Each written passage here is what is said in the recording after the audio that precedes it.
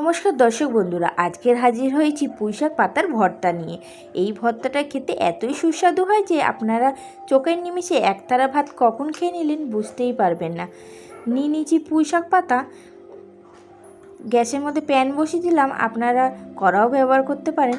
প্যানের মধ্যে দিয়ে দিচ্ছি তেল, 5টা রসুন, 2টো শুকনো লঙ্কা। এটাকে ভালো করে ভেজে নিতে হবে লাল করে। এই ভর্তাটা আপনারা বাড়িতে একবার বানিয়ে দেখবেন, খেতে খুবই ভালো হয়।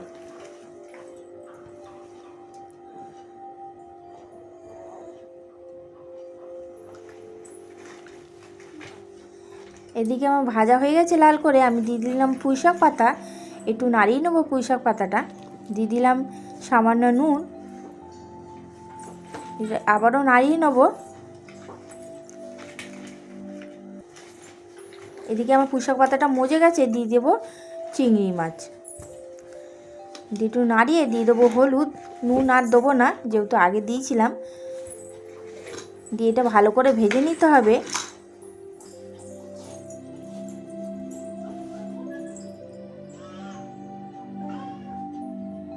এদিকে আমি এই ভাজা হয়ে গেছে, অতিরিক্ত ভাজবো না, মিডিয়াম ভেজেছি। এবার এটাকে পেস্ট করে নেব। এদিকে আমার পেস্ট করা হয়ে গেছে। ওই কড়াই আমি দিয়ে দেবো তেল, কালো জিরেটা একটু ভালো করে ভেজে নেব।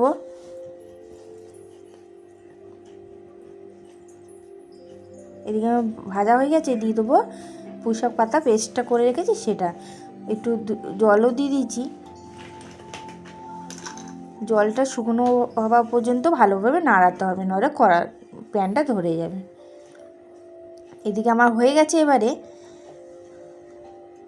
নামিয়ে নেব।